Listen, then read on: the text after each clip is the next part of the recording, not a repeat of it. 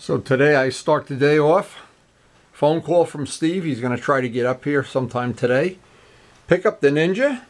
And once he's got it assembled, of course, we'll be looking forward to seeing some pictures of it. And I'm sure he's going to be very happy with it. And we got some work to do on our project today. And we have our grandson coming over for a good part of the day. So it's going to be a busy day. Any day you have multiple things going on, life is good. Another day in paradise. No, it's always so much fun coming out here flipping the battery chargers in the morning. Trying to make a plan around the weather, number one.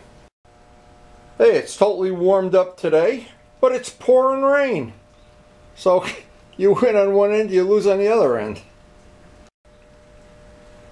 And this would have been a day, it would be warm enough to be enjoyed a time out in the garage. It's way above freezing. But it's pouring rain, and the humidity out here is terrible. Now, one thing about my poor garage, when it gets rainy like this, it gets damp in here.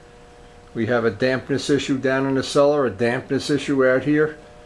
So I think I'm going to plan on doing something down the cellar today, even though it's warm enough to be out here. It's actually rained, and we got a layer of water on top of the ice on the pond today. Oh, I got to go have my coffee. You can see this, but this is because of the high humidity. I'm not sure you can see this. We have this on a day like today where it's going to rain all day. I always have a coating of that moisture that, I don't know what to say. It's on everything out here.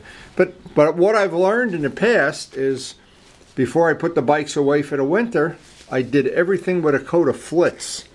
And it seems like right now, in the past, I've had this really get ratty looking. Right now, all these aluminum parts, just one little wipe, I can do the whole bike in 30 seconds. So that Flitz really does leave a coating of protection. And it's supposed to be for 6 months. Now out on the channel, there really is there's a whole series of videos I did for Flitz, using their products, polishing aluminum, whatever. But what I always thought was worthwhile was the most important thing wasn't the polishing aspect, but that left that layer of protection, especially they say in salt water it's good. Well, this humidity that we have today, all of these bikes and all of this paint, if I come out here every couple of days and just do that with a dry microfiber, then what happens is in the spring I don't have that major cleanup and major oxidation on everything, which a lot of people have if you just let the bike sit over the winter. But that Flitz is really does protect the stuff. So Steve just called. He's on his way to pick up the Ninja in the pouring rain. I hope he brought a lot of blankets. Take care of his baby here. Don't get the baby wet. Anyway, this is one of the high points of my winter. This job really came out nice. Now, as I get to say goodbye to the Ninja project until the next time I see him, and I hope Steve will give us some nice pictures to share when he gets it all assembled. Actually, today's a good day to go assemble it. It's a lot warmer than it's been, but I just think back the first day Steve brought this over here, boy, it didn't look like it did now. Steve did a lot of the work, and he's learned a lot. I've learned a lot in the whole process of doing this. We had that fisheye issue that was just horrible. That got resolved. We had some Bondo issues that got resolved. Decal issues. But that's the whole point of any of these restorations, is you learn from it, and if you can share the information with your friends, and in our case through YouTube, even better. That really did come out nice. I can see my hand in there. And that's the test of a good paint job, if you can watch TV in it. That's gorgeous. I was thinking the same thing. Look at that. Yeah. I think you can do some nice photo shoots when this is all done. You got a little work to do on the rest of the bike. You got a camera mount for this bike yet?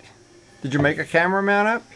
I'm the cameraman. No, that fancy thing you had, that universal, that thing that we did it down by the Hudson one day. I don't know. Oh, the gimbal? The gimbal thing, yeah. Did you ever try it? I have the GoPro with the digital stabilizer now. Well, you got to have a place to mount. Well, on this bike. Yeah, I got a place. Hey, I'll find a place. You don't want to be homeless, that's for sure. So again, this project ends, and boy, if you go back on this series of videos, the day these parts arrived, wow, and what they are now, I'm not sure you can see on the video just how nice they did come out. They were really rough in the beginning. But right now, I think Steve's going to really enjoy this bike.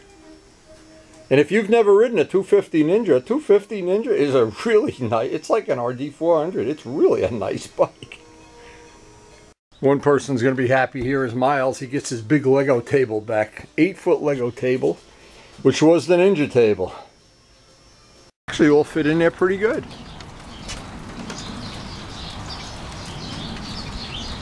What a day, huh? Oh man. We didn't miss a riding day today, that's for sure.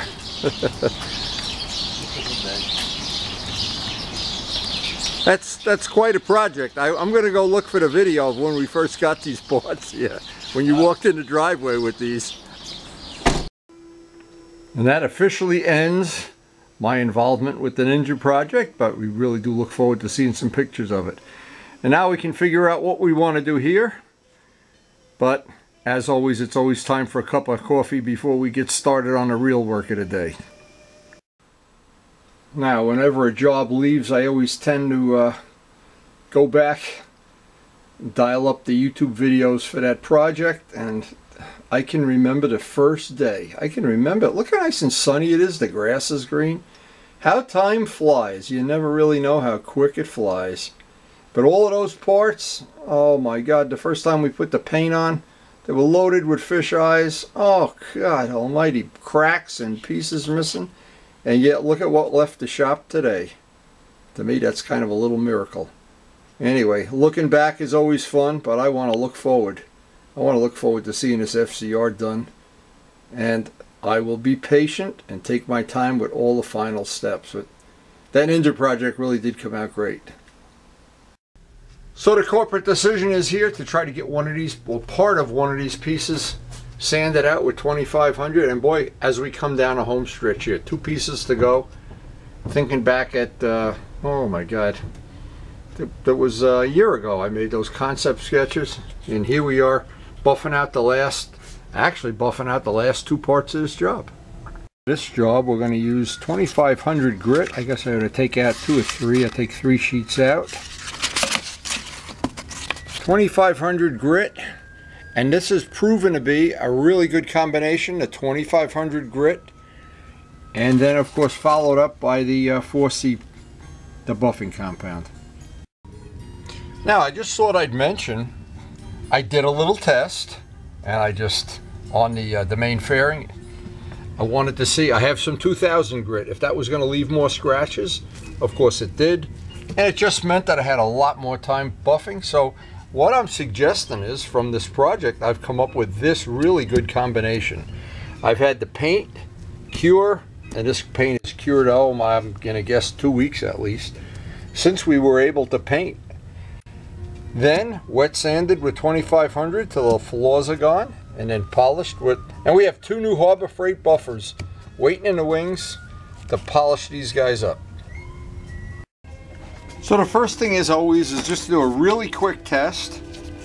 It only takes a couple seconds to do a test to see if our paint is, and we know it is. I always do this just for my own satisfaction, just to see. I want to make sure I get this nice and flat. And the most important thing, that I don't have any paint nubs or any moon craters. If I do, I have my moon crater removing tool. But we really have taken our time on this project to come up with a really good combination of products and grits, and I think if you followed that right to the letter of the law, I think you'd have a really good shot at it. It would be every bit as good as this one I have is, and nothing special about this one. And I hope that information, well, let's just see. I'm not sure you can see it, but I'll try to candle it.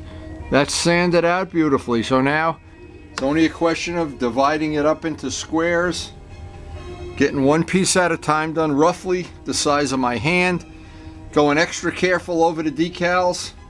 And if I don't finish this today, because I have Miles coming over, if I don't finish this today, we'll finish it tomorrow. One thing I'm inclined to do is, once I get a little spot done, and basically I did this in 3 or 4 segments here, but I want to let it dry for a minute. Sometimes after it dries up, and which is what happened over here, it goes fully dry. I even see a couple more little moon craters. I see a little spot there I haven't done yet. But if you do it methodically, the whole thing here is, if you look at this whole part and you say, oh, I'll get this whole thing done, one day or whatever, well, half an hour, you set crazy time limits. But if you do it where you don't move on to the next part until this part now is dry, I can go back and pick out any little mistakes that are in there, because once that buffing wheel hits it, those mistakes are going to show. And I really want this. If you only knew how much I want. Now see, this part is done. You can see how flat it is. This part, we want to get rid of that shine, and I want this, the objective is flat, especially over the decals, especially over this big FZR decal that John worked on so hard. I don't want to compromise. I actually don't want to compromise any part of this. Now, one thing I'm really fanatical about, and it's my own personal thing, a lot of people wouldn't even care. I want to be able to run my hand over that. I close my eyes and I don't feel a thing. Where it changes color, or especially where the striping is. So I want to be real careful when I do anything over the striping, that I'm going in every direction possible, not going in one direction for any length of time. I just want to change it up. And the 2500 grit, this is just a little time consuming, but when you take a 2000 grit or a 1500, what happens is, if it's a hood of a car, you can take this big giant buffer and just get right through the scratches. Well, these parts are delicate, and in this case, they're irreplaceable. I just can't go and get another set of these parts from the Yamaha dealer. I'm going to be almost 30 years old soon, so, boy, I wish I was 30 years old. But anyway, being really, really careful to get over that. And then once this whole white area dries up, then I know I got to segment myself out into the scoop separate, the FZR separate, probably 8 more sections altogether up there. I was really, really fussy getting out, and I see I've still even missed. There's one up here. I just saw it flash by. But the stripe is perfect. And when I find that little moon crater, then it's this little tool, and I will get every one of them out. And it's just a question at this point of being patient and not trying to rush this through. I never want to go backwards. I want to finish this part, then move on to the next part, then move on to the next part. Once you let that get behind, at least for me anyway, and I say, nobody's going to see that. No, I'm going to see it. I want that moon crater out. And believe me, the fussier you are with these moon craters at this point, then the buffing is just perfect. And that's what I want. I want to see that moon. In fact, I can't see it now. There we go. You can't hide from me. And sure, there's shorter ways to do it, and if you don't really care, but you know what? We're in the middle of the winter. It's a terrible rainy day, and I want this perfect. I just absolutely want this perfect. And when I watch any of the custom car shows where they really pick away at a car, well, there's certain parts of a car that are a lot easier to do. You can use a big buffer, but a motorcycle, especially when you're doing these reconditioned parts like this, that moon crater's gone. Then what happens is, if you're not fussy now, and I know the whole bike is put together and you're out at your friends and they're all hanging around and somebody goes, hey, what happened there? Boy, that always happens too. Amazing how people pick up a problem. Now, it's really important to understand, well, I'm working under fluorescent lights. This is a fluorescent light. It will pick up everything.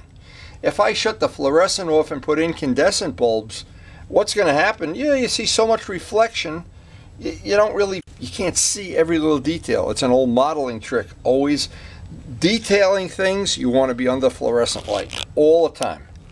And the next part of this is going to be our beloved FZR decal, and I will really take my time. I want that to be one of the focal points of the motorcycle. When that's block sanded out, I don't want to see one little moon crater. Oh boy, that's sanded out so nice. There is not a moon crater anywhere. That is really going to be, every time I look at that I have to thank John for the work he did at the computer and everything. That really makes the motorcycle, in my opinion. Now the next part is always something I have to be aware of, not to over sand this edge here. I'll use that sanding stick to get inside of that, and that is one of the other focal points of the motorcycle. Get this all sanded out, and then I'm ready to come down a home stretch on these where the ladders are.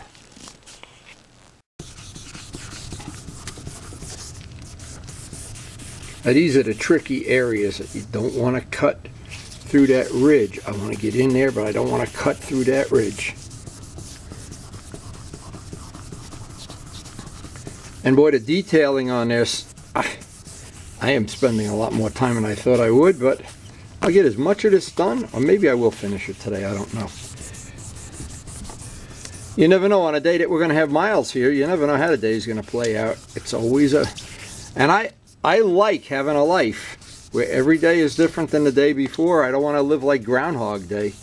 Wake up and everything, you eat the same, the coffee tastes the same, and having some diversity helps. Anyway, this is really coming out pretty good. But it is truly always, and we got this the whole thing, everything from this stripe down done, truly a labor of love. We've got probably another half an hour just this part here to do. Boy, that's sanded out nice. I have really been happy with the 5-star clear and the 2500 and that 4C grinding compound. That has made this, I think, one of my better finishes, maybe the best. Well, that was just about the best sand out I've ever had. Wow, that went great.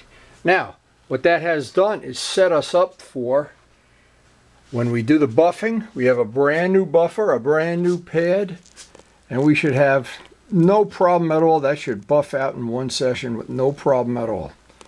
Anyway, hope you enjoyed the video and enjoyed hanging out with us in the shop here for a day and sharing our lives. And thanks for watching.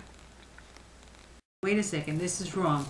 This is wrong. What are you measuring, in millimeters or centimeters? Centimeters. Centimeters. Okay, a line that is... You didn't store it in the right place here.